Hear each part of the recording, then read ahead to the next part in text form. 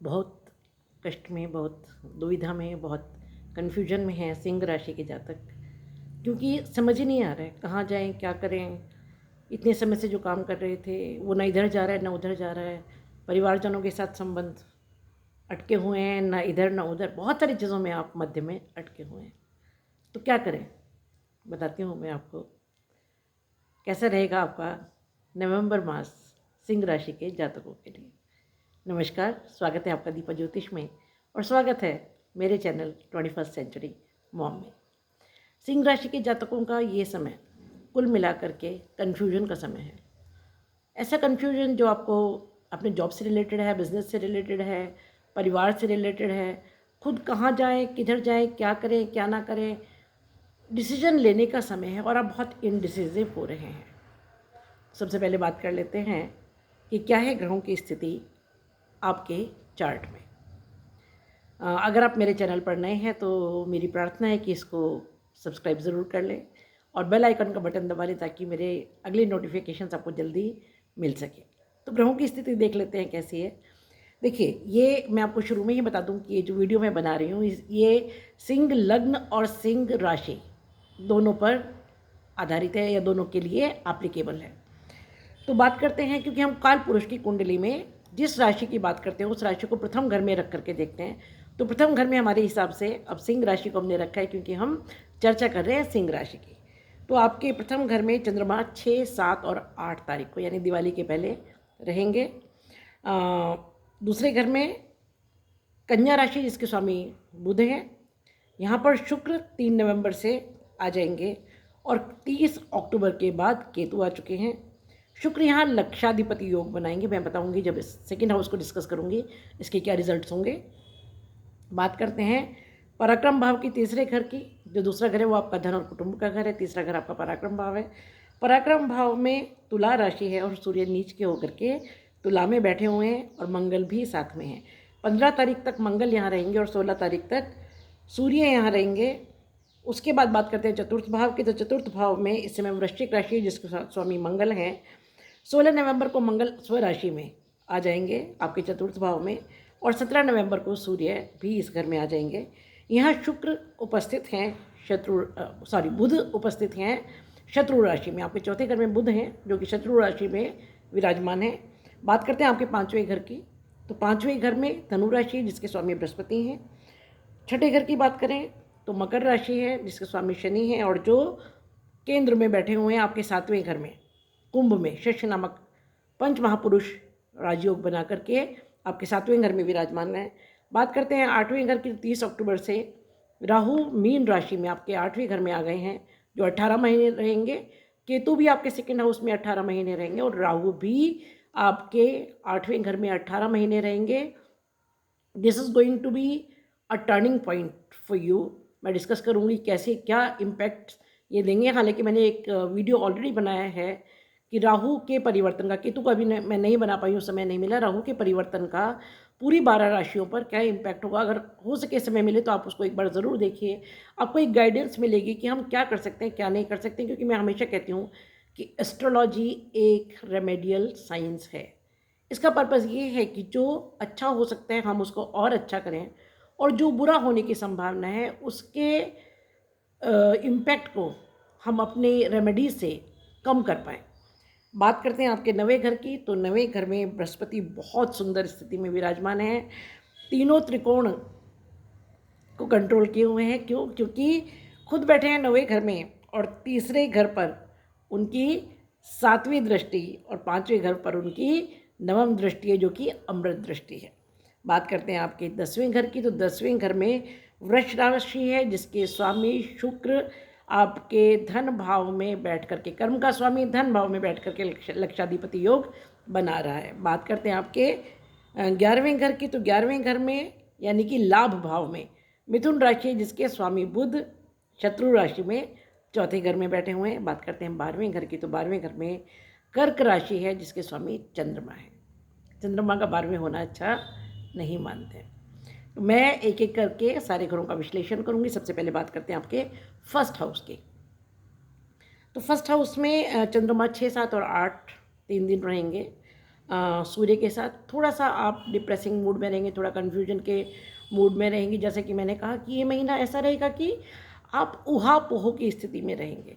4-5 साल से आप किसी प्रोजेक्ट पर काम कर रहे हैं, किसी बिज़नेस में हैं, आप किसी जॉब में हैं। अब वो समय आया है जब आपको उससे कुछ बेनिफिट मिलना था या आपको उसके कुछ रिज़ल्ट्स मिलने चाहिए थे, जिनमें कि आपको देरी हो रही है या आपको समझ नहीं आ रहा है कि इसको अभी पकड़ के रखना है प्रोजेक्ट को या छोड़ देना है, इस जॉब को पकड़ के रखना है कि छोड़ देना है, इस बिज़नेस से बाहर निकलना है। क्यों? क्योंकि इस समय आपके जो 12वें घर की स्थिति, चंद्रमा 12वें घर में बहुत अच्छा नहीं मानते हैं, ठीक है? तो ये आपका विदेश का घर है, ये आपका व्यय का घर है, ये आपका शैया सुख का घर है, ये आपकी लॉन्ग जर्नीज़ का घर है। तो आपको बताएगा ये कि मुझे क्या करना है, क्या नहीं करना है। तो क्या होगा कि मन में जो कन्फ्यूजन है, इस समय आपको रास्ता नहीं दिखेगा। तो एक काम कीजिए, जब रास्ता नहीं दिखे ना, तब ऊपर वाले पर आँख बंद कीजिए और छोड़ दीजिए। उससे बढ़िया कोई रास्ता नहीं है। क्यों? क्योंकि जब हम दोराहे पर होते हैं, जब हमें समझ नहीं आता है, तो हमसे ऊपर कोई बैठा है ना हमारी चिंता करने के लिए। मानिए मेरी बात, आँख बंद करके ईश्वर पर छोड़ दीजिए। क्यों? क्योंकि इस समय जो आप निर्णय लेंगे जल्दबाजी में, वो गलत साबित हो सकते हैं। तो छोड़ दीजिए ईश्वर पर, वो खुद रास्ता दिखाएगा, खुद निर्णय करेगा। क्योंकि कुछ समय के बाद तो ये स्थिति नहीं रहेगी ना, आपको कुछ समय बाद ऑटोमेटिकली क्लैरिटी आनी शुरू हो जाएगी जब ये ट्रांजिट्स थोड़ा सा आगे बढ़ेंगे। तो बात करते हैं दूसरे घर की।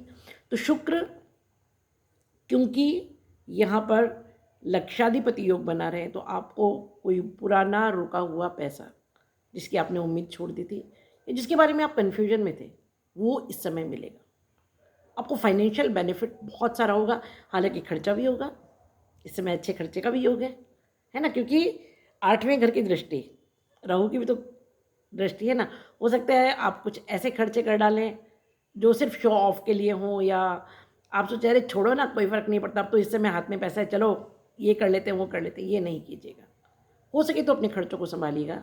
और क्योंकि यहाँ केतु है और ये 18 महीने रहेगा, तो इस पर मैं एक अलग से वीडियो ज़रूर बनाऊंगी। पर फिलहाल आपकी राशि के हिसाब से आपको समझा रही हूँ।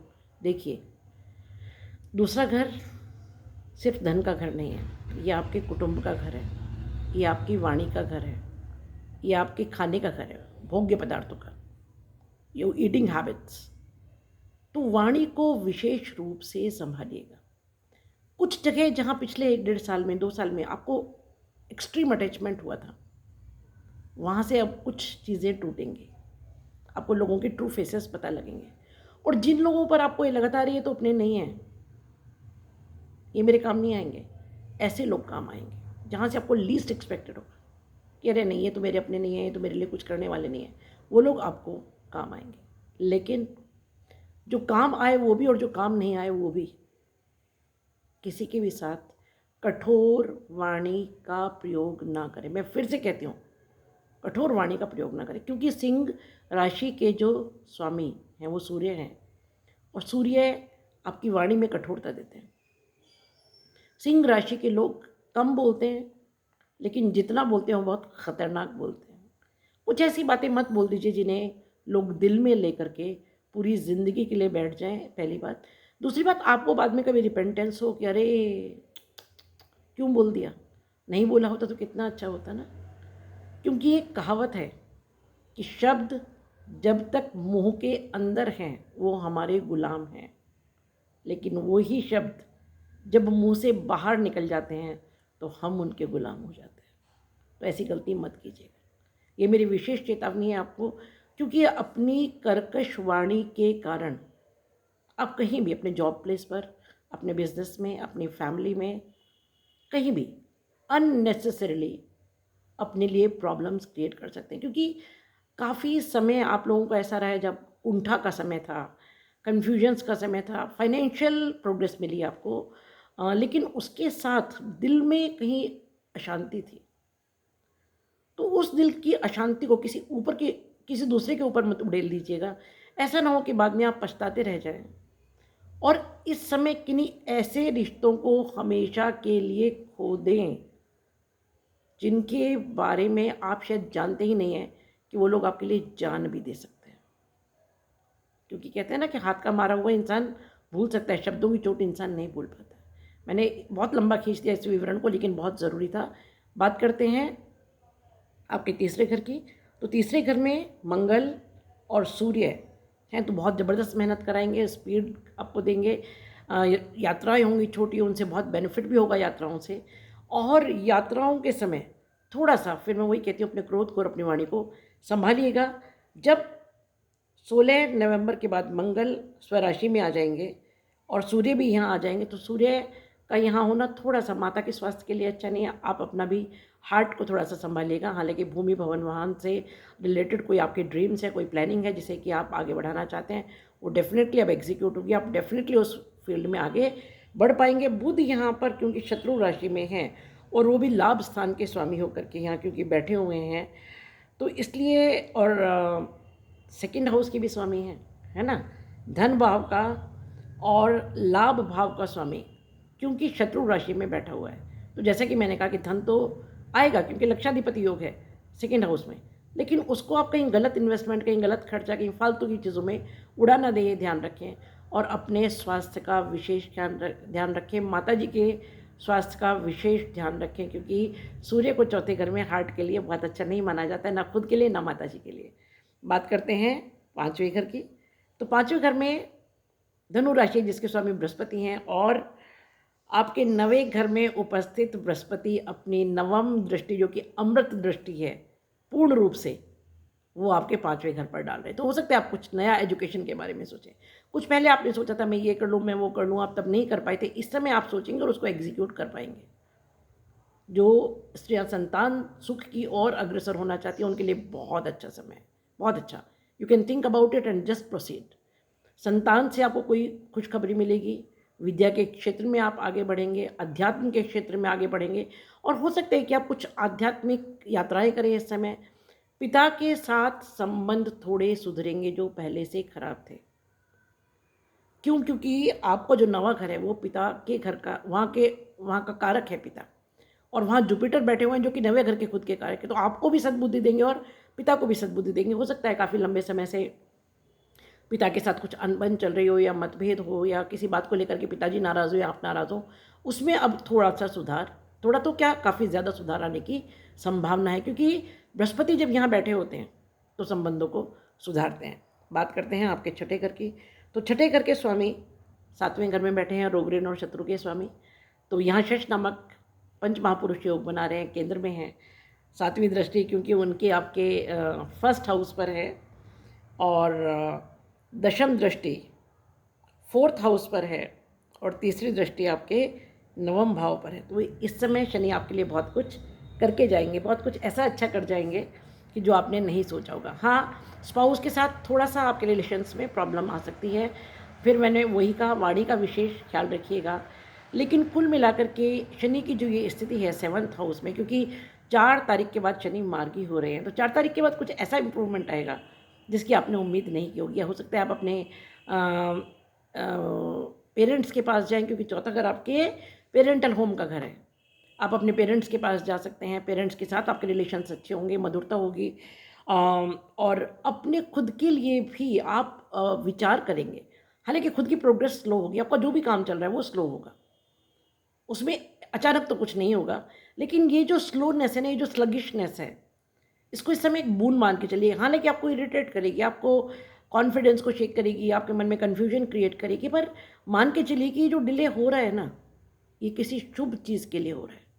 और 4 तारीख के बाद जब शनि, मैंने कहा है कि मार्गी होंगे, तो बहुत अच्छे रिजल्ट्स आपको देंगे। हालांकि तीसरी दृष्टि नवम भाव पर है, तो पिताजी कुछ 2-4 बातें अभी भी कहें तो चुपचाप सुन लीजिएगा, क्योंकि पिता आसमान है। पिता वो इंसान है जो खुद भूखा रह करके भी अपनी संतान को खाली पेट नहीं भरता, उनको सुख सुविधाएं तक दे देता है, और खुद बताता भी नहीं कि मैं भूखे पेट हूँ। तो उस पिता को अपशब्द बोलना, उस पिता के साथ नाराज़ होना, उस पिता के लिए कुछ गलत सोचना पाप है। ध्यान रखिएगा इस बात का।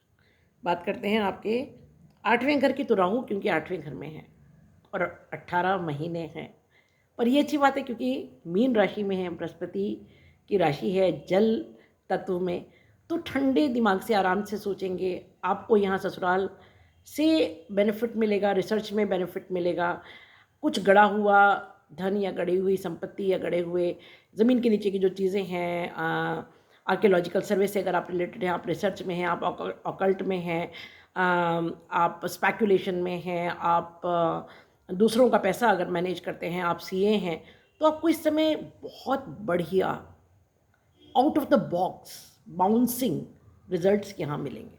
बात करते हैं आपके नवे घर की, तो जैसा कि मैंने कहा बृहस्पति यहाँ विराजमान है, बहुत सुंदर स्थिति में, सुदृढ़ स्थिति में, तीनों त्रिकोण के स्वामी होकर के, तीनों त्रिकोण की स्वामी नहीं, कंट्रोल में कहूँगी, क्योंकि एक दृष्टि मैंने कहा कि 3rd हाउस पर, 7th और 9th, क्योंकि आपके 5th हाउस पर है, तो बहुत सुंदर स्थिति है।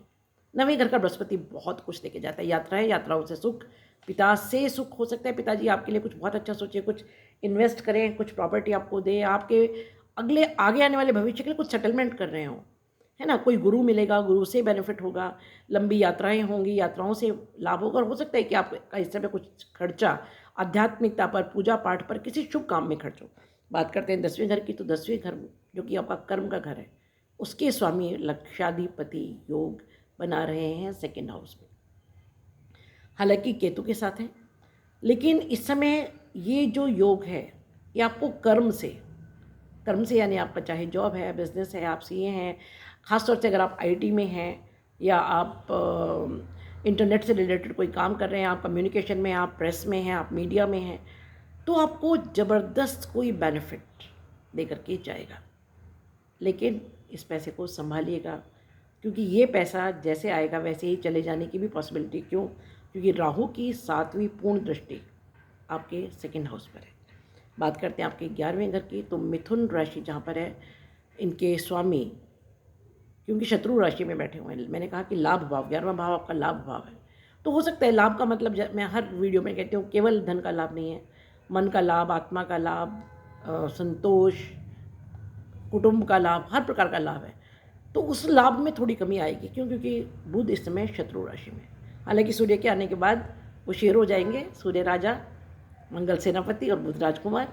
तो 16 तारीख के बाद थोड़ा सा स्थिति अच्छी होगी, लेकिन क्योंकि चंद्रमा 12वें घर में है, तो आपको मन में बेचैनी, में मन में परेशानी, कुछ ऐसी कुंठाएं बनी रहेंगी। आपको लगेगा अरे नहीं, मुझे ऐसा नहीं करना था, मुझे तो ऐसा करना था, मुझे इससे बात नहीं करनी है, मुझे उससे बात नहीं करनी है, मैं यहाँ जाऊँगा, मैं वहाँ जाऊँगा, इसने मेरे लिए ये किया, इसने वो किया, अरे इसने तब मुझे ये कहा था, इसने मुझे तब वो कहा था, अभी मैं इसका ये कर दूँगा, अभी मैं उसको वो कर दूँगा। ये सब नहीं करना है। कारण ये है कि कुल मिला के ग्रहों की जो स्थिति इस समय है, वो आपको एक ऐसा फियर एंड फोबिया देगी जो एक्चुअली एग्जिस्ट ही नहीं करता है। कुछ ऐसी गलतफहमियाँ जो हैं ही नहीं कहीं, जो इस दुनिया में एग्जिस्ट ही नहीं कर रही, क्योंकि चंद्रमा जब 12वें होता है, आपको नींद में थोड़ी प्रॉब्लम आ सकती है, मन में बेचैनी रह सकती है, आप अननेसेसरी परेशान रह सकते हैं, आपको लगेगा मैं इसको ये कह दूँ, उसको वो कह दूँ, इसको ये कर दूँ, उसको वो कर दूँ। नहीं कीजिएगा। कारण ये कि ये वाली जो समय है, ये जो परिस्थितियाँ हैं, ये ऐसी हैं कि इससे आप बहुत जल्दी बाहर आएंगे, और जब बाहर आएंगे तो you will come out as a winner. तो कुल मिलाकर के महीना आपके लिए हो सकता है कि स्लो रहे, पर आपने अगर 2 चीज़ों को संभाल लिया, एक अपनी वाणी और दूसरा अपना खर्चा, तो I promise you will come out as winner. आपको बहुत अच्छे रिजल्ट्स ख़ास तौर से बृहस्पति दे करके जाएंगे। 8th हाउस में राहु 6, 8, 12 में बहुत अच्छा माना जाता है। अचानक कुछ ऐसा देंगे जो आपने एक्सपेक्ट नहीं किया था। कुल मिलाकर के ग्रहों की स्थिति आपके लिए बहुत अच्छी है, बस थोड़ी शांति और धैर्य बनाए रखिए। अगर आप चाहते हैं कि आपका बहुत हित हो, तो शनि के लिए हनुमान चालीसा कीजिए, या किसी भी रूप में हनुमान की पूजा कीजिए। राहु 8वें घर में, अगर आपको इनसे बेनिफिट इस समय लेना है, जो दे सकते हैं, ज़बरदस्त दे सकते हैं, तो किसी भी रूप में दुर्गा पूजा कीजिए, दुर्गा सप्तशती कीजिए, दुर्गा चालीसा कीजिए, और जो आपके यहाँ सफाई कर्मी हैं उनको कुछ दान कीजिए। रही बात भाग्य भाव की, तो क्योंकि भाग्य भाव में बृहस्पति हैं, हो सके तो केला दान कीजिए, केले को जल दीजिए और बृहस्पति का जाप कीजिए। ऐसी एक वीडियो के लिए बहुत जल्दी आपके सामने आऊँगी। तब तक खुश रहिए, मस्त रहिए, कल्याणम भवतु, शुभम भवतु।